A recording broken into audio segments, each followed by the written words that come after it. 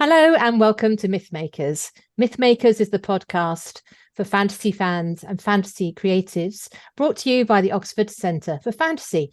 My name is Julia Golding. I run the centre, but I'm also an author. And I'm getting very excited because shortly in November, we have the return of David Tennant as Doctor Who for a brief stint as the Doctor again, and bringing back Catherine Tate, who was one of the funnier of the companions in her role of Donna. And so David Tennant is holding the role until Ncuti Gatwa is taking over to be the next Doctor. I don't know that much about Doctor Who other than being just a very keen watcher of the programme. So I have brought along to the podcast two experts and I'm going to ask them to introduce themselves. So starting first with MG, would you like to say a little bit about you and Doctor Who? Yeah, I'm MG Harris. I'm a mostly children's author, and I've written a time-traveling adventure series called The Joshua Files, which was definitely partly inspired by my love for Doctor Who, and another action adventure series based on a sort of idea by Jerry Anderson, which is called Gemini Force One. And my first contact with Doctor Who was probably when I moved to Manchester when I was a little girl and started watching Doctor Who, not really understanding it at first, but because I wasn't speaking, I didn't know English. But then when I did learn English, it was my favourite show from straight away. John Pertwee was probably the Doctor at the time, and it very quickly became my favourite programme. And when I was about 8 years old, a neighbour who used to write for the Daily Express, she managed to get a letter I wrote published in the paper, and it was about Doctor Who. I was complaining that Mary Whitehouse, should not be basically telling people that Doctor Who was too scary. I was only 8 and I loved it, even though I had to watch behind the sofa sometimes. Most recently, I've written and published a Doctor Who book called Doomsday: Extraction Point, and Doomsday is a whole kind of side series that just has come out over this last summer. And we'll talk about that later, but I've authored that book. And we're also joined by Steve Cole. Steve, tell us a little bit about yourself. Hello, I'm Steve, children's book author also and editor as well. And back in the late 1990s, I was the editor in charge of BBC Books Doctor Who output. And since 2017, I find myself as consultant editor to the BBC Books range of Doctor Who output. So I get to work with everyone putting out all sorts of titles, whether it's the big coffee table books or the Target novelizations or brand new novels, or indeed novels written by stars of Doctor Who as well. My relationship with it goes back right to the start of my existence, I think. My first memory is of watching Doctor Who in 1975 as a little 3-year-old. And I've watched it ever since. For some reason, I didn't grow out of it. I understood that people were supposed to do that, but I stayed with it right to its final episodes in 1989, and yes, then helped it through those wilderness years in print, looking after video and audio as well, and finally writing novels for Christopher Eccleston's Doctor when it came back, and onwards since. Yeah, that's actually that sort of the break from 89 until it came back. There was a Paul McGann film, wasn't there? And then it came back again with Christopher Eccleston. And I think the timing there for our generation is that it came back when a lot of us had kids. So there was the thing of sitting down again with the next generation to watch it together, which was, I certainly remember. But my Doctor, I think I do remember John Pertwee but I think I really started to understand the program with Tom Baker. Yes, me too. Yeah, so he was sort of my Doctor. Mm-hmm. I do remember one absolutely terrifying experience as a child that I went to a Christmas party. My dad was in the police and there was a police family's Christmas party, big thing in some London venue. And they thought to entertain the kids, they had a Dalek at the bottom of the stairs. So and scary. I was absolutely terrified. I didn't want to go in the hall. The whole party was just, I thought it's going to come in an attack because at 3 or 4, whatever I was, the idea of the Dalek as like a fun thing that you walk past was just, terrifying. So that's one of my abiding memories. So it certainly had the power to scare, definitely. So it's fascinating that the series has spawned a sort of world around it of books and what have you, because I know that's happened for other outputs like Star Trek and Star Wars and other things, rather than being an IP that then gets turned into a TV program. So should we just have a quick look? Because I know the books follow different doctors, but should we have a quick look at all the different doctors? Because I think there are now, if you count David Tennant again, I think there are now 15, roughly. That's right. And he isn't the 14th Doctor, so you have to count him. Yeah. So going back to the past, who was the very first, for those who are a bit... William Hartnell was the very first Doctor Who, way back in 1963. What's interesting about Doctor Who is that he got this reputation as being very patrician and very, the prevailing sort of like dominance of what, but it actually started off very differently. With the very first female producer at the BBC was in charge of it, and the first director who helped translate it onto the screen was Anglo-Indian. So it's and very, very young, because none of the fuddy-duddies at the BBC really wanted to have anything to do with this. So it became the brainchild and the sort of gravitation point for a lot of young, energetic, zeitgeist-busting people. And I think that it infuses Doctor Who with an energy right from the start. The Daleks came along in the very second story. So at the end of the 5th episode ever made, you've got a Dalek sucker stick straying into shot, and they kind of became synonymous ever since. Probably without the Daleks, it would never have taken off. But the producers didn't want Doctor Who to be about bug-eyed monsters and aliens, and so they were desperately against the Dalek storyline, which they thought was everything iffy and bad about science fiction. Whereas in fact it was the success of the Daleks literally overnight that made the show's fortunes, and made fortunes for the BBC in terms of merchandise sales. So they left Doctor Who to Verity Lambert and her team pretty early on, and it kind of blazed its own way ever since.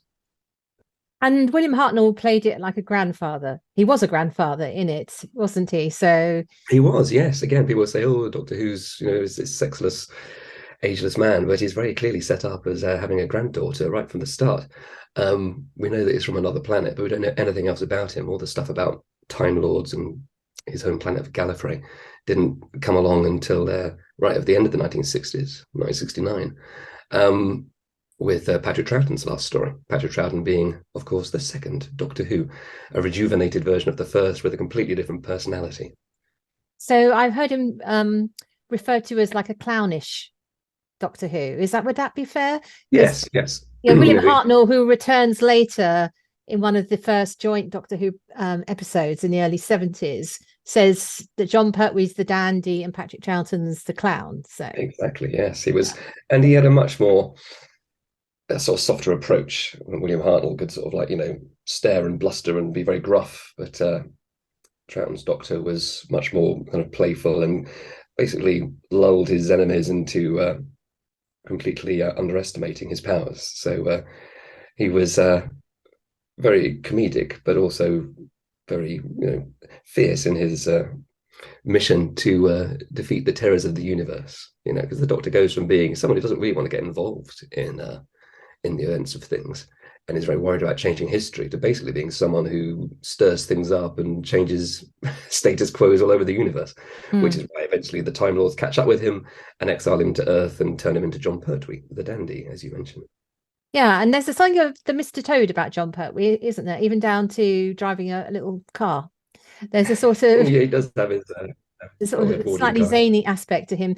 MG, you said he was your Doctor Who, so how would you characterise John Pertwee?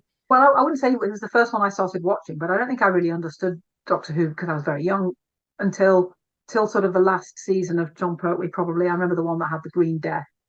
Is that the last season?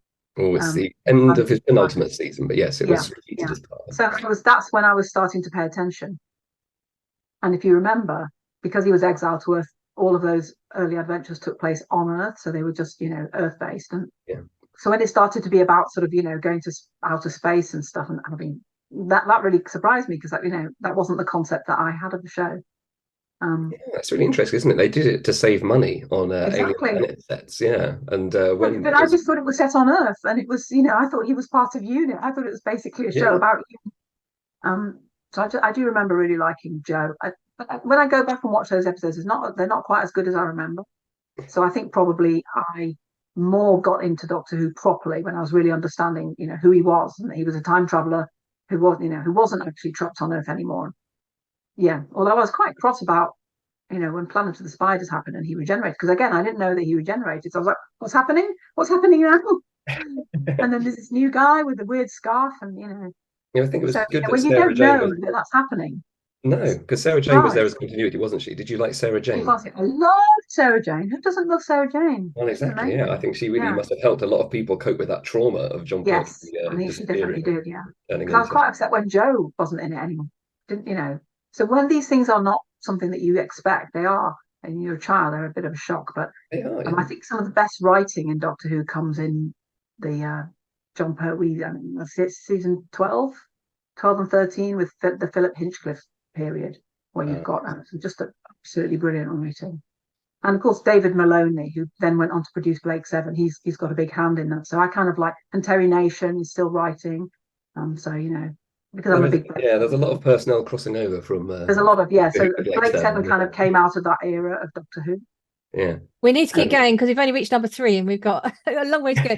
So we've got Tom Baker, who in a sense combines an element of the dandyism of John Pertwee with his long coat and his scarf, but with the sort of, in fact, actually, he's like an amalgamation of all of them, because he's got a sort of clownish, dangerous, zany rather than a clown, I think, energy to him. But he also has an element of sort of gruffness to him. I think he's less safe yeah, I as think a person than, say, yes, the John Pertwee. that's a good call. I think Tom Baker kind of wanted to emphasize the alien qualities of the Doctor and that he wouldn't always respond as a human would respond to something. So if someone died being crushed by, a robotic Egyptian mummy, while Sarah Jane is there feeling terribly sorry for the poor chap, there's Doctor saying, well, I told him it was no good. I told him that, this would happen, And she says, oh, sometimes you're not. And he says, human? Because of course he's not. He's seeing the wider picture that the entire world is going to die unless in this case, Sutek is not stopped. So he's always got his eye on the greater picture. Although he defends humanity, the collateral damage is something that perhaps seems to matter less to him, as long as he gets the job done and saves the planets. And he sends himself up a lot, and is basically this bohemian dilettante running around, having a wonderful time, saving planets and answering to nobody. So he was a great anarchic presence, and hugely inspiring. And definitely anarchic is perfect for him. I have the impression, I didn't check before we came on the call, but he did serve quite a long time as Doctor Who, didn't he? 7 years, yeah, he was the longest. Is that the record? Is he the longest serving? Mm-hmm. Yeah, so that fits with my impression. And then of course he hands over to where do we go now? Peter Davison, of course. Yes, how could we forget Peter Davison? And that was the shock of choosing a much younger, it was a rejuvenation, literally, of the Doctor Who. And I do remember there being quite a lot of controversy at the time, similar to what happens when Matt Smith took over from David Tennant, that they went young. And when you think of what had come before, it was even a bigger shock because they've come from quite an old grandfather to being a quite dashing young man. In fact, I remember he was being very attracted to him, a bit of an idol for us little girls. So what kind of qualities? I think of him as young, caring, sort of more softer qualities. He kind of ran around. It felt like events were getting away from him the whole time. Tom Baker always felt like he was kind of in charge, but I think Davison's Doctor seemed a lot more vulnerable, and I think that was very much. I think that period goes through a whole kind of ensemble, bit like with 13. Jodie Whittaker. Yeah, that he's most of the time he's with quite a bigger group. He's got 3 assistants or 3 companions, and so you've got more of a kind of family feel to the show at that point. And I think he relies on some of the others. Yeah, and of course it went twice weekly at that point. It was almost within the soap opera slot that was to come. I think they were using Doctor Who to trial drama in a twice a week slot, because eventually, of course, EastEnders would take over that positioning. But it was a Forgot. big shock to move Doctor Who from a Saturday and sort of like stick it on twice a week, midweek. It meant that Doctor Who was only on for 3 months of the year. So that was a big loss to someone like me who was like used to having it on once a week for 6 months. That was I felt I was losing a lot of Doctor Who, even though it was about as much. It was over so much more quickly. You had to wait. You had to wait in those days for these things to come back. Yeah, Yeah, well, so we do now, did don't a we? lot. Though everything is always available at all times. So, and then we go to the next Baker, who is Colin Baker, if I'm getting this right. Do correct me if I get this wrong. And I don't think he was a doctor for that long, was he? A couple of seasons? Yes, it was a difficult time for the show because Michael Grade, as controller of BBC One, postponed it, put it on hiatus for 18 months. So, and cited too much violence, and there was rumours of some personal antipathy towards the production team and to Colin Baker as the Doctor. Colin had a plan to make his Doctor, who was quite, again, very irascible and alien at first, to sort of soften him up over several years, which unfortunately didn't come about because, as you say, he only did the 2 seasons, and at the end of it was basically told he had to go and make way for a new Doctor. So it was not amicable in any way. And Sylvester McCoy came along in 1987, and there was no real regeneration scene for the first time in the show's history because Colin Baker quite rightly felt, well, I'm not coming back just for a couple of episodes to be killed off.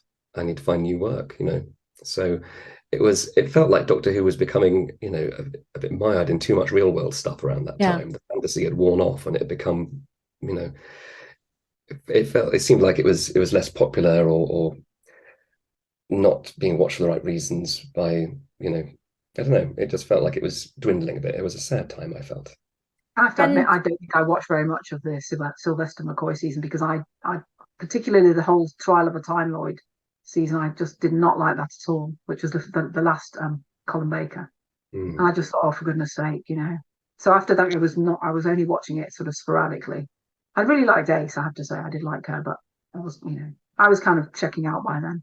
Yes, it was. I think it's difficult because there's that. I remember when Sylvester McCoy came along, I think I was 16 and, discovering girls. And for the first time, I think is that season, I very nearly forgot to tune in, which I found a very shocking event, which rocked me to my, philosophically, it rocked me to my core, It's only happened to me then and one time later when I'll tell you about it later if we get to it. But yeah, that was the only time I kind of stopped actually going, oh, it's time for Doctor Who, let's watch it, or taping it or something. I was just like, if I see it, I see it, Yeah, I think it seemed less essential perhaps, and it was scheduled by that point opposite Coronation Street, which is kind of the kiss of death because Coronation Street was the and I top watched rated Coronation Street in program. those days. Well, yeah, So I so had to I think a tape lot it. of people did. More people did than Doctor Who, sadly. So it went right back down to sort of like 4, 3, 5 million people watching, and it just wasn't enough to justify continued production. And by then, there was only 4 stories a year. It was about 14 episodes a year. So it was very much a shadow of its former self. Creatively, it was doing new things. It was just there wasn't the audience wanting to watch. So it was kind of a bit of a sad mismatch, really. As the 80s play out, it does sort of go into a pattern, not of creative decline, but certainly of popularity loss. And Sylvester McCoy, I think we're back with the more clownish Doctor again, a bit like Patrick Troughton. Yes. People probably know Sylvester McCoy from when he appeared in The Hobbit. No, was it The Hobbit? Yeah, I think he was in the Hobbit films, wasn't he? Later on, yes. As Radagast, one of the wizards. And he's very good at sort of physical comedy and a charming sort of performer. But it was definitely taking the Doctor away from a figure of authority to something much more fey.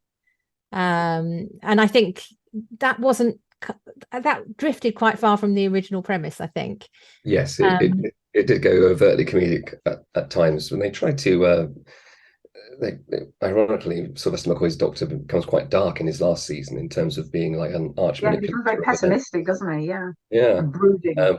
But I actually heard Colin Baker and Sylvester McCoy recently refer themselves. They were contrasting their performances to Peter Davison's. I think Colin Baker said I was a custard tart, and McCoy said I was the custard pie, compared to Doctor Who, which was quite a sweet summing up of their different approaches.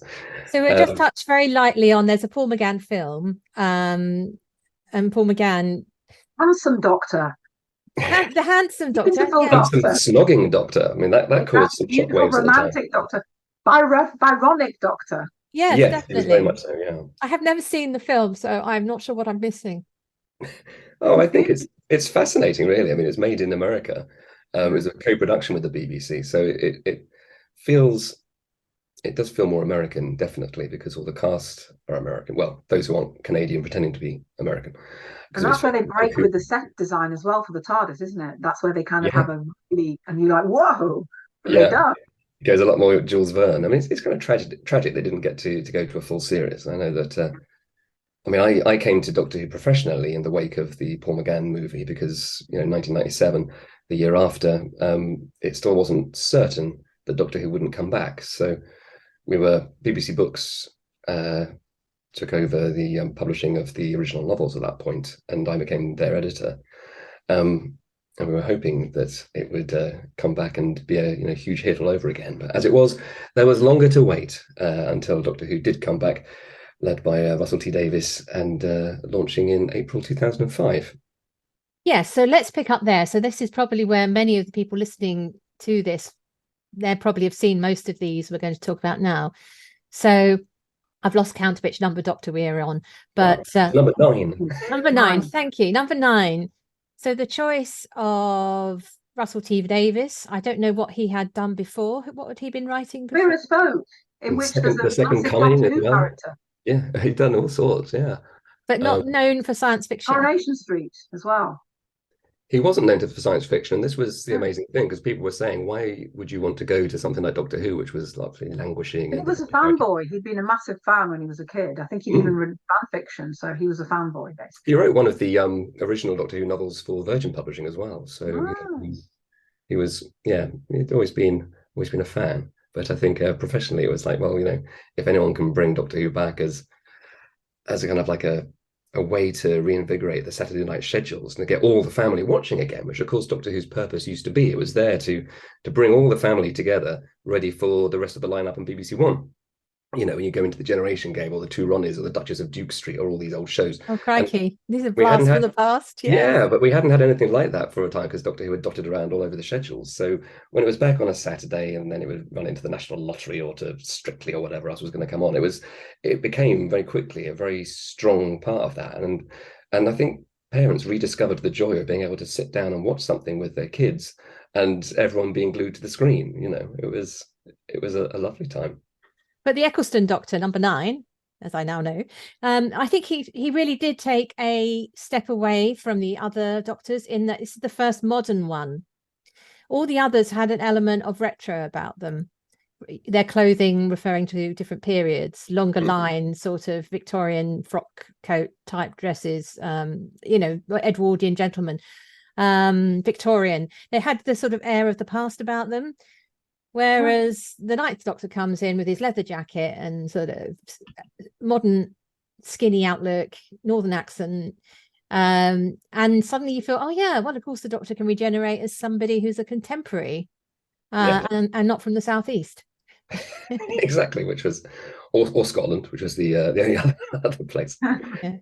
I think that was part of Russell's genius in that, was to take it's an absolutely modern take on it. There's no, even though he's using like past monsters, he uses the Autons who launched John Pertwee's first story, but there's no knowledge of that required. All you find out in that story is that there's this mysterious alien who can travel in time and space. He tells it all through the point of view of Billie Piper's Rose, so it's a very modern character presenting her outlook, and who's drawn into the story just like the audience is. So and soon discovers how dangerous it is and how exciting it is, and the audience discover that with her. So he by making it so accessible and by absolutely positing the Doctor as a no frills northern force of supernature, really powering through adventures, in just a leather jacket and a t-shirt and jeans. He doesn't need a frock coat. He doesn't need,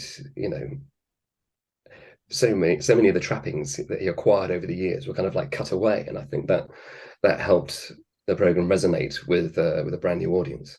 And we must sort of do a nod here to Billie Piper. I think she was so excellent in the relaunch, because she felt like a person who you might know, whereas the other companions had been, I suppose Sarah Jane was a bit like that as well, but there had been quite a few singular choices in Yes. Higher concept companions, yes. High concept, thank you. Yeah. But she worked in a shop and just seemed like an ordinary girl. She had her family, Yes. convincing family, and a boyfriend. So it felt like this could happen to you, and That was it, that's exactly the it. I equivalent think of it's going through the wardrobe as a kid. It felt like that you could be the Doctor's companion. Yeah, and I think by seeing the effects on her family and by sticking with those human points of view, it made it so much more relatable to a wider cross section of the public than ever before. With Russell's era, you'll notice that humans feature in pretty much every story. So there's Yeah. always a human point of view, and also you don't, or very rarely do you cut away to shots of monsters talking to each other, explaining the plot to each other. You don't get, piles of walking latex hogging the camera. Is generally told through a human perspective, which again just makes it that much more relatable and believable, I think. I don't know Yeah, if it was the first series or when she's with David Tennant, but I remember a very powerful storyline about her and grief, trying to change history because of her father. Yes, that was with Eccleston, called Father's Day, written by Paul Cornell. It's an amazing story and it's so profound. I Yes, just you don't often go to Doctor. I think this is where Doctor Who changed for me. I remember it scaring me before, and I think in the 2000s it started moving me. There are several episodes I can say, yeah, I found that really moving. Um, the tears well up, and actually getting that emotional response from the audience is amazing, I think. yeah. Well, I was upset when the Dalek was to kill itself in the first. great Oh episode, yeah, the Dalek. Yeah, Yeah, yeah, Rob yeah, Shearman wrote Dalek, and it's an absolutely beautiful episode. And who would think? I remember Eccleston going on Jonathan Ross's chat show and saying, you will. It's a tearjerker, and everyone making fun of him, saying, "Well, how can Daleks be a tearjerker?" But if you watch that episode, it's beautifully done, yeah. and it is very sad, the tragedy of this Dalek. It makes you realise that the But the days of night, but the night, Daleks have feelings too. yeah, yes, exactly. Villains aren't villains to themselves. They have their own purpose and their own mission, but they see themselves. Every villain sees themselves as the hero in their own narrative. And if you can't do what it is a Dalek does, then that's a tragedy you're going to feel if you've been touched by Billie Piper, as that poor Dalek was. Clearly there are consequences. So the Ninth Doctor only did one series, didn't he? Is that right? He did. And that was partly because he felt he had an acting career to get back to.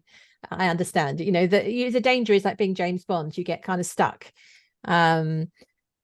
And so that was. Am I right in thinking that's the reason he left? Yes, I mean it was decided that he would. It was in a way he came in and he did what was needed. He got Doctor Who Reboot. back on the map. He made it that much more modern and exciting, and yeah, and had other things he wanted to do. For him, I think it was a very big change. He hadn't played that kind of family friendly, more straightforward hero, and although he had to portray a lot of darker elements because he's a survivor of the Great Time War in this iteration of the program. Yeah, I think it was decided that it'd be good for them to re-establish the format and then widen it up further. And then somewhere in the casting room, I don't know who is in charge of casting, you might know, somebody had the absolutely brilliant idea of replacing him with David Tennant, who before this had been known, he'd been in a program called Casanova, I think, just prior. Yeah. Rich T. Davies wrote, so that answers your question Okay. of where the casting comes from. Right. And he seemed to solidify that success. And I think of the modern era, he's most often thought of as everybody's favorite Doctor. I think on a poll of the public, they'd pick him. So what would you say, MG, was your feeling about the David Tennant Doctor? What did you think he was like? He's not my favourite, to be honest, but he's he's one of the favourites. Um, I but paradoxically, I think most of my favourite episodes are in his era. Um, he was just a bit too cocky for me. That's you know, there's an episode that I really like where his cockiness just goes, and he's actually in fear of his life, and he doesn't save the day in that episode. And I really like him then. I like him when he's not so cocky anymore, when he's actually having to kind of be completely sincere. That's an episode called Midnight. Um, so I really, really like him in that episode. And there are some other episodes where I really, really like him, but his kind of little, it's just personally to me, I don't love his kind of cocky asides all the time. It gets a bit much. He's a bit cheeky chappy. But even saying that, he's still like in my top 5, I would say. For me, Yeah. I think what worked, and I didn't think it would work, is the Doctor actually having a romantic relationship with the Billy Piper character. And seeing that side of him, I think was new, and I think it meant that when they get parted, there was a genuinely emotional parting of the companion. Then he's always emotional. He's always sad, to leave them. Like, but that one had much more. Well, in my view, the way I read that is I felt it had less of a melancholy and more of a sacrifice. Well, yeah, okay, yeah, and that's one of the things I least liked, to be honest, was that kind of where his regeneration episode where he just can't let go. That's personal though, but I wasn't used to seeing the Doctor like that, just so kind of emotional and like, I don't want to die. She's tough, isn't she? I know. I thought it was great. Yeah, also, I mean that's a huge episode, that one, because you've got Daleks fighting Cybermen, which is keeping all the it's a bit everything but the kitchen sink, that one, isn't it? It's all going on in it, but Yeah. somehow it all hits home with that final sacrifice. You just say that you have to let go of the person you love to save the universe, and then I think I mean I was in floods watching that one, I have to say. Well, by then I was used to Doctor Who making me cry. And then I'm trying to think of the name of the next companion with him. It was Martha. Martha, that's right. I'm coming across as such a know-it-all on this. I'm very sorry. No, but this is why you're here. This is why you're here. Triggering Yeah, thing. I did say to Julia, I'm not such an incredible effort. I've kind of watched almost all of Doctor Who and really liked it, and particularly nerded out about some episodes and some eras, but I do not have the encyclopedic knowledge that I know you have. I sometimes I just hear myself. This is when your knowledge is wanted, so feel good. The Martha companion I felt was less successful because she had a kind of unrequited element to her, but she does get to be in one of my favorite of all time episodes, which is the Shakespeare one. I love the Shakespeare one. It was silly but also huge fun. I just really enjoyed that because it brought together all sort of wonderful, if you know your Shakespeare, but also if you know your Harry Potter, there's all sorts of little Easter eggs in there for you, which was great fun. And then is it after that we get Donna? That's right, yes. Yeah, and so Donna, played by Catherine Tate, that was I think they did a really successful thing there, because having the older woman who basically tells him she's the answer to his cockiness, because she basically sort of says, oh, stop being so silly a lot of the time. So that was great fun. They definitely come across as being really great friends, and I think that was really lovely at that point, because it felt like the romance thing needed to be put on the back burner after the intensity of Rose and then Martha, as you say, fancying him but not getting anything back. I think having the two of them just as a couple of mates running through time and space, and it didn't stop the emotional stuff, because there's a very affecting story in Donna's run called Turn Left, where we find out what would happen if she hadn't met the Doctor, and it gets very dark, and it's Bernard Cribbins, and that makes me cry. I mean, it's like it's a wonderful story, and Donna is hilarious, but of course it's also very tragic when she has to leave the program, because she has to forget the Doctor, and if she does remember him, she gets to remember him. Yay! Yes, exactly. So it feels like there's some closure coming with the stories coming up. So that's good. We'll discover just how she and the Doctor get back together, and what's in store. And then we moved to the Matt Smith era, and we mentioned the Peter Davison choice. They went young with Matt Smith. I think it was helped by the fact that Matt Smith has a bit like Benedict Cumberbatch. He's got a very distinctive, different kind of face. So even though he's young, he felt as though he could be Doctor Who because Yes, there's it's something very fairly much little the alien about him. yeah, and the old man and the young man's body. I mean, this is the thing, as obviously as the doctors go on with the casting, the actual character himself is getting older and older. And I think Matt Smith's doctor eventually regenerates from old age. He's been around for so long, ironically. But yes, I think he had that wonderful, ungainly alien sense, as you say, and a really interesting energy that he brought to the character. Also, you see quickly he increases in confidence as he goes along, because it was a hugest part on TV, really, and to go to someone relatively unknown and young like that, it was a genius piece of casting. And there was his some great. regeneration episode is my favourite, actually. The 11th. Which one's that? His regeneration episode. I think it's called the 11th Hour. It's wonderful, absolutely wonderful. Yes, and it's a a really wonderful cool introduction of a new companion as well. I think one of my favourite ones in that is the one with James Corden, the one where he's the lodger. The lodger. Yeah. I think it's just such a wonderful. That was really very, very funny. Yes, turning Paul Craig's life upside down. Yeah, and we got Amy and I forget the name of her husband. Rory. So that was nice to have a married couple and sort of follow that arc. It was a bit different. And then we've got who comes next? Clara. Oh, Clara stuck around for quite a long time, didn't she? Clara. My dog will get excited because her name is Clara. Because my children named her after the companion. Oh, well, that's that's a lot of running up and down. Yeah. So I'll try. I think one of the things which I had a problem with Clara is they kind of tried to make her as the most important thing in the universe. I struggle with that bit, but anyway. With Rose as well, though, because Rose was connected. Yeah, they did. To the You're right. So that they had form for that, and I think, to be honest, that was probably an important evolution in Doctor Who. That that you don't just have these randos who get picked up and travel around with the Doctor, but there's a reason that they're picked, if you like. Right. That there is a inherent, kind of. It's not just random who he is hooking up with, if you like, in a platonic sense, obviously. Not always. And was River Song, that character, introduced already, or was this a Matt Smith? He was introduced in an episode with David Tennant, which is one of my favourites as well. I think Silence in the Library, and it's wonderful.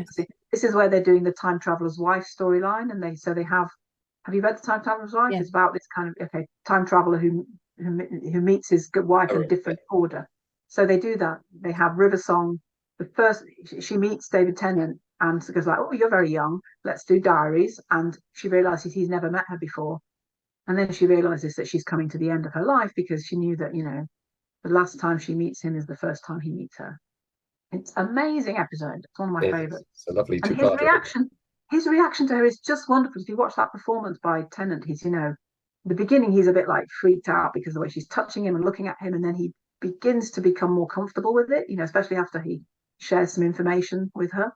That he, so she shares some information with him that proves how much he trusts her in the future. And Donna is amazing in that episode too, because she sees this dynamic and she's watching, but not like she's jealous, but like she's his sister or his mom or something. Like, who is this woman? Who is she to you? And then, of course, she realizes, hang on, you know him in the future, but you don't know me. Why? There's all sorts of lovely touches. So good. Because the character is created by Stephen Moffat, and then Stephen Moffat takes over show-running duties from Russell T Davies at the start of the Matt Smith era. So she kind of comes back because obviously he felt that she had a lot of potential to see those what for her earlier experiences meeting the Doctor, which will the Doctor obviously occurring to him. And you also feel like it's promised to you, because at the end of the episode she goes, oh, you've got all this great stuff to look forward to, this and that and the other. She gives all these details and you're like, oh, we're going to see this. And sure enough, over the next several years, it happens. And is it at this time we've also, just so we're keeping our timeline in step, that some of the spin-off series start being made, like Torchwood and eventually the Sarah Jane Adventures? That was way back when Tennant was doing it, yeah. So it's the 2000s. Okay, so just people know that we're aware of these other things going on. So Matt Smith has quite another fairly long time as Doctor Who. And he hands over to Peter Capaldi. And I remember that Peter Capaldi, so that's again a bit like the shift to going older. Peter Capaldi was also a huge Doctor Who fan, and he's also an amazing actor. But there is an element of the Hylison days of the 2000s seem to be passing quite quickly, and so his time at the Doctor was shorter and probably a bit less successful in terms of audience numbers. But though he does get a very brilliant episode as well, isn't he the one with the Groundhog Day one? Where do you know the name of that episode? It's called Heaven Sent. Heaven The Sent, one, which the I one where thought was. the, I remember the castle watching. by himself. It's been him by himself, isn't being stalked by that Yeah, mysterious thing. yeah. Yeah, it's a It's beautiful, a very beautiful. unusual. I mean, this is what Doctor Who does so nicely: is it changes what it does within its own rules. And as you say, it's pretty much him on his own. Just as another really good episode is when the Weeping Angels are introduced under David Tennant. David Tennant hardly appears in it. Yeah. They changed the rules on that one, and again, it's a totally brilliant episode. So we've got Peter Capaldi, who played I suppose it was a bit Colin Baker-ish in that it's a bit more angry. Yes, He was meant to be doing more of a Bill Hartnell, actually. He was kind of. it was going back to that sort of like, but they kind of cranked up to 11 because at least Hartnell had the cheeky twinkle in his eye. It's hard to imagine Hartnell ranting at Robin Hood that he wants to chop his head off and kick it around like a football. It felt like kind of more extreme. I think part of the audience popularity issue there might be that I think kids were very used. Matt Smith was young and heroic, David Tennant young and heroic, and the kid in the playground can run around pretending to be the Doctor. But when the Doctor is more a grandfather figure, well, no one really wants to go around pretending to be their own granddad. And so I think maybe a kind of a shift in how accessible the storylines were, combined with a brilliant actor, but a very different sort of a Doctor, maybe did impact on how essential family viewing Doctor Who became at that point. And then, of course, Peter Capaldi hands over to number 13, who is Jodie Whittaker. Surprise, surprise, she's a woman. Get over it, world, It's a wonderful moment, that reveal. Everyone will remember that. Which we get the other comparable role where you get this, of course, is James Bond. It's always, should we have a black James Bond? Should we have a female James Bond? And so on. And the filmmakers, to a certain extent, do have to provide us with this eventually, just so the choice of another white guy isn't such a retrograde step. But they did pick on another lovely actor. But the problem she had, I feel, is that her character, the way her Doctor was characterized, was very kind of didn't have authority. She felt a bit like a slightly over enthusiastic primary school teacher sometimes. And it's not her fault, because I've seen her do other roles where she's not at all like that, but there was very much the clowny aspect had come in with her character. Yeah, I think again with Doctor Who, it's often about reacting against what's gone before. Capaldi was very kind of serious and grumpy. They wanted to get someone who again was very was the reverse, and the darkness was taken away, and she's having the best time exploring the universe, and she's got a whole bunch of friends with her. I think her problems perhaps weren't with her own character, but the fact that because you've got to find screen time for a TARDIS or in a 45-minute episode. I mean, that's a real challenge. And I think that it works better when, she goes down to having two companions, which is a bit more, gives her a bit more room. But I think, it's a shame. I'd love to have seen her having just her and a single companion having that dynamic. I think would have been really cool. But I think also we have to accept that Doctor Who shifting to a Sunday was pretty difficult in terms of getting viewers in. On a Saturday night, it's perfect for kids to be brought to a program like that because it's on at the right time. the next day is a Sunday. Whereas, this came off, Doctor Who was coming after Country File on a Sunday night when it's bath time, and it's school the next day.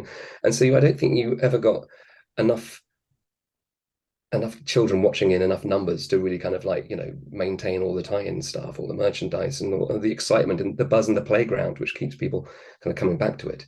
I think that was partly the problem, and it dropped from the Christmas Day schedule and turned up on New Year's Day when everyone's feeling a little bit exhausted and hungover and sort of ratty. So it doesn't quite have the same sort of feel good factor about it, perhaps, during that time. Because I think Jodie was a lovely Doctor. I thought she was really good. Yeah, I think. I think she could have been. I think for example, there's a couple of episodes which I think stand up among the best. So there's the one about the division of the Punjab. Yes, Punjab, yes. Yeah, and then there's one about Rosa Parks. That's really good. So yes, they did. Larry Blackman co-wrote, of course. Yeah, and I love the fact that the companions were in the role of having to be on the wrong side of history in that confrontation, so as not to change history.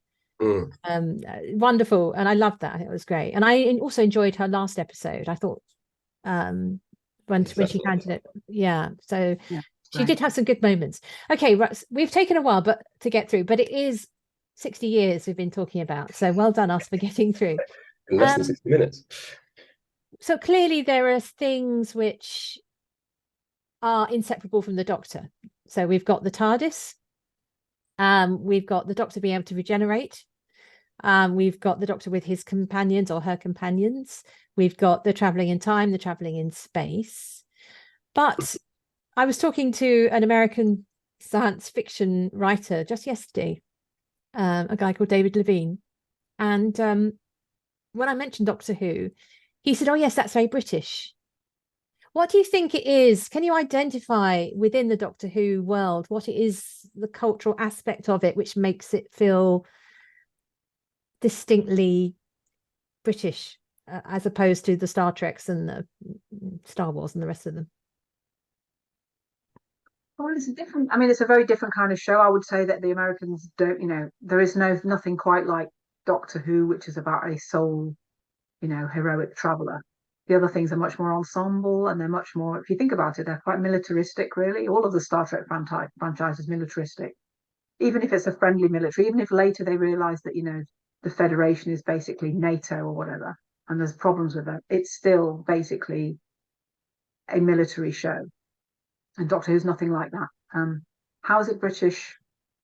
I mean, the Doctor espouses, I think, what would be thought of as the best of British values, sort of tolerance and, good humour and fairness and justice and all of that kind of things. They probably think Doctor Who is incredibly woke in America. Whereas, some people say that here too, but actually it's always been that way. It's always been, it's always been interested in things like, the environment and science getting out of hand and doing destructive things. And, there have always been female companions right from the beginning. So, and they've always been taken notice of, and the Doctor's always been, not at all sexist. All of those things existed from the beginning. So when people say, oh, it's woke, it's always been like that. And I think that's a good thing. But that you wouldn't see that in America, I don't think. Yes, and I think also it's of the Doctor as well. It's the product as well of the British television system, which basically you get a producer and a script editor, in later years a showrunner and some exec producers, but basically making it to their own vision and not having to satisfy the various demands of a network, perhaps, which makes it there was a greater simplicity to the BBC commissioning process. They didn't have to rely on sponsors or they were a production company pitching to a network, so there were probably fewer compromises when it was originally brought along. So its Britishness is also a kind of a function of the way British television was made, particularly on the BBC. It remains, along with Top Gear, the only show that the BBC owns all rights in, for example. But I think that, yes, the Doctor's always, been British and enjoyed a cup of tea and, notions of fair play. he also sends up the establishment as well. I mean, some people say, John Pertwee's Doctor is, much more of a Tory in many ways because he's there and is, being dandy and talking about fine wines and everything, but also he's scathingly anti small-minded attitudes. He sort of lampoons politicians with ideas of, Britain for the England for the English or things like that.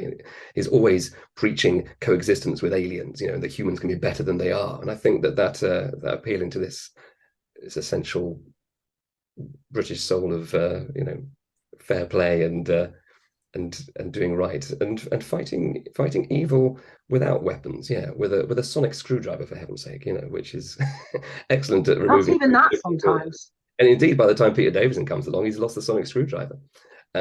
It's interesting that it gets brought back in the reboot because it's a kind of it's a way of bypassing what in the old days, when you had 4 or 6 episodes to tell a story, you'd have a 5-10 minute sequence to get out of, and the Sonic can basically do all sorts of things it never used to be able to do, which help you tell the story faster. So it helps the pace keep up.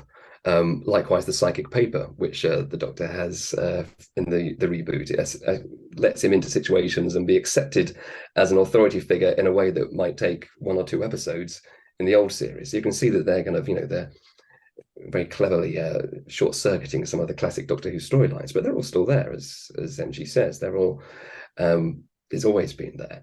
The concerns for the environment, the need for coexistence, and the basically good people coming together to overthrow evil.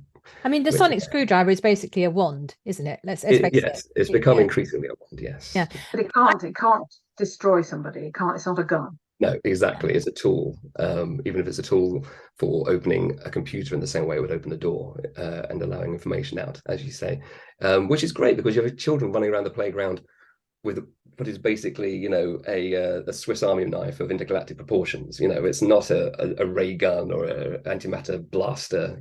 So it requires ingenuity to use, which is very key to the Doctor's character. He is the cleverest person in the room on the planet quite often, and he also makes mistakes, so we don't ever feel he's this aloof super being, because he's grumpy sometimes, or he's cocky, as we were discussing earlier, but he'll normally be brought up short on one of these shortcomings at some point, in the same way that every child, every person in the country is brought up short on their own faults sometimes. So I think it's another reason why we can relate to that and learn from it and grow through it. I think again that's quite British in its sense. I think one of the areas is so the science fiction in America grew out of Westerns. Westerns were the big dominant cultural force, and then it became science fiction. And so things like Star Trek, they're searching the final frontier, is like going into the Wild West. I think the method of exploration wasn't in the British conscience, wasn't pushing forward a frontier. It was the gentleman explorers going off into Africa somewhere. That sort of, and in H.G. Wells, you've got the experimenter going off into the future and so on. I think it's much more of that solitary exploration rather than possibly is feeding into that. So a final question, where do you think Doctor Who is going to go next? We've got Russell T Davies back for a bit. I don't know how long, but we've got him back for a bit. He's going to be around for a while. I can't answer this because, of course, I know the answers.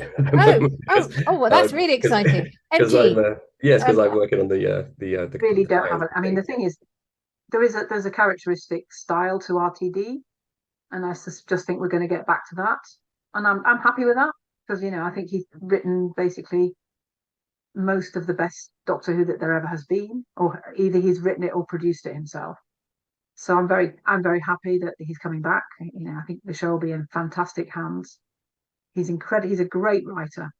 I mean, that people who learn to write on soap operas, on Hollyoaks, or on, like, Frank Cottrell Boyce learned to write on Hollyoaks, and he's a great writer. And RTD learned on Coronation Street, and I can't remember. There's another really good writer who came out of Coronation Street. I can't remember who it is, but they are Adele Rose. Right? They're fantastic writers. And they can write dialogue and characters just so well. And that's what made RTD's Doctor Who's so fantastic. So like Philip Hinchcliffe's era from the Tom Baker, they kind of grabbed a lot of the best science fiction tropes that were going, and they kind of made monster episodes and sort of, they basically took all of the ideas they were in science fiction and made them into episodes. And so that kind of laid down a lot of the lore of Doctor Who.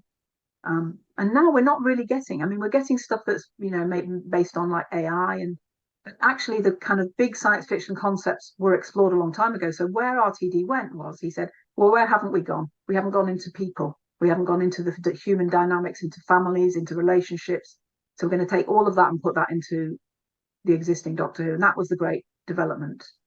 And, that it's still working. I think there were some issues with the last, couple of seasons.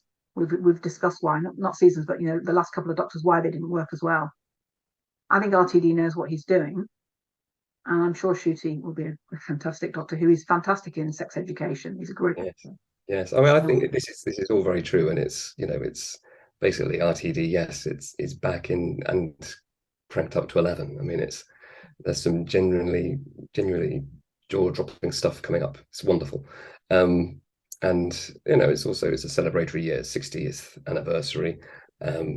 So the first episode is based on a comic strip from Doctor Who Weekly in 1980. That's the starting point for the episode. So it's like, it's this joyful embrace of not just Doctor Who, but also, Stockbridge Horror, is it? As well. Not the Stockbridge Horror, is it? That's the best. That is a fantastic comic strip. No, it's a few books. I thought that's the best one. Yeah, I wish they'd adapt that. This one goes back to when I was like 8 or 9 or something. So Wow. it's really funny that's become a sort of starting point.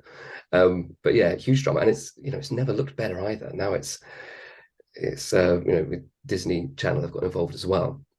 I mean, as we can see from the trailer on YouTube and online, the effects are just absolutely through the roof. It's on par with the best of anything Hollywood can get out there. So there was always that kind of conception of all the sets wobble and they do this and do that, and it's like the idea that Daleks can't climb stairs. Those ideas are kind of like dusty and clunky and sit in the psyche of those who don't believe.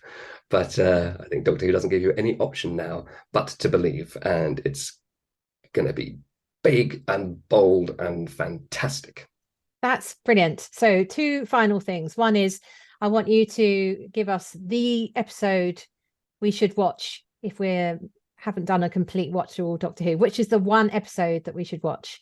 And then the final thing is about if Doctor Who was going to visit another fantasy world, where in all the fantasy world should we send him? So let's start off with your must-see episode. It could be from any of the 60 years. Oh, Steve, have you got an answer? I would say from the classic series, I would say City of Death, which was written by a time when Douglas Adams was script editing the show, and he co-wrote that one under a pseudonym. It's wonderful and witty. It's Tom Baker and Lalla Ward, who again their romance was off screen, but they actually got married. So it's the Doctor and Romana in Paris, and filmed in Paris as well. With this incredible adventure where an alien splintered into 12 parts is basically using the fact he's back in time to get artists to knock up, extra Gutenberg Bibles or Mona Lisas so he can sell them to fund his time travel experiments. I mean, it's bonkers, but it's brilliant.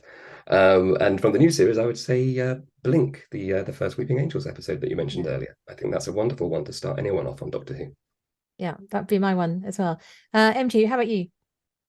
From classic Who, I would say Genesis of the Daleks, which is also a Tom Baker episode. And it's, basically you find out what happened, where the Daleks came from, and it has a really amazing moment where the Doctor has an opportunity to kill the Daleks, to destroy the kind of, the baby Daleks, so that they'll never exist, because it's a whole experiment by this guy Davros. And he's got the wires there. He's going, can I do it? Do I have that right? It's wonderful. And it's like very serious science fiction as well. And you also see your kind of Nazi origins, of the Daleks. From New Who, I would have said Blink, but you've already said Blink. I'd say The Silence in the Library, which is the one where he meets River Song at the end of her life. And it's also a really good science fiction episode as well. It's an amazing big library, but it's empty. Why? Why is it empty? And there's a really good scary alien, and it's got Donna, who's the best companion. And that's saying a lot, because Sarah Jane Smith, who's in Genesis of the Daleks, she would have been my favourite companion before that. Yeah. But Donna's just got amazing, Catherine Tate has amazing comic timing, that she can just say 2 words in just a certain way. And then the episode that it's kind of paired with also is fantastic. And these are really good science fiction concepts as well. And it's written by Stephen Moffat, who may not have been the best producer or showrunner, but he certainly was the best writer apart from RTD, I would say. And Robert Holmes back in the olden days. Thank you. And then where are we going to go off in a fantasy world if we were taking a Doctor? Just not that we'd actually make this, but just what would be fun to imagine the chemistry. Probably Doctor Who is he's already been to a lot of these places. I mean, especially. No, I mean, like, for example, I would take him to Wonderland, like Alice in Wonderland, just to sort of have the mind. He'd probably get on really well with Lewis Carroll. I'd like to see the episode. He sometimes goes back and meets the writer. That's the one I'd like to see, is the one where he meets Lewis Carroll, and and in fact, Wonderland is generated by an encounter with Doctor Who. It almost writes itself, doesn't it? It does. Give me a call if you want that one written. I'll come and do it. I'd quite like to see him in the world of Star Wars, actually, like some of the TV, Andor or something like that. Because I actually have to say I really do like the more serious Doctor Who episodes where he's in a kind of existential battle, in a war or something like that with the Daleks or something. And I think it'd be quite interesting there.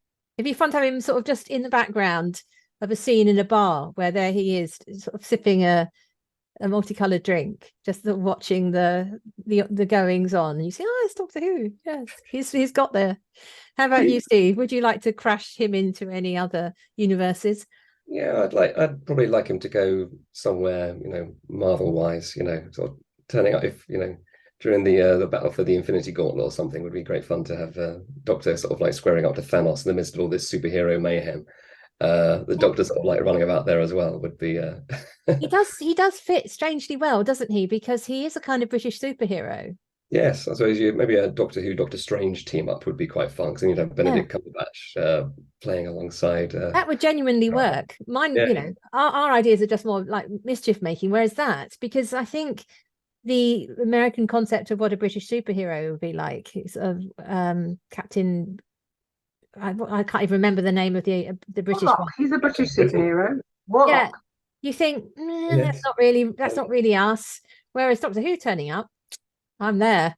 Well, as I say, Warlock make it happen. Has a British accent. Warlock has a British accent. He's one of the new Guardians of the Galaxy. Actually, that guy, what's his name? Will Poulter. If they ever cast a white man as a Doctor Who again, I think Will Poulter would be good. Oh, he's such a fave ever since he was Eustace in Voyage of the Dawn Treader, walking around saying, "I want to speak to the British consul." I have loved him ever since that. Anyway, thank you very much for traveling through time and space with me. And we all look forward to tuning in to see the next round of Doctor Who. Thank you very much. Right. Thank you. Thank you.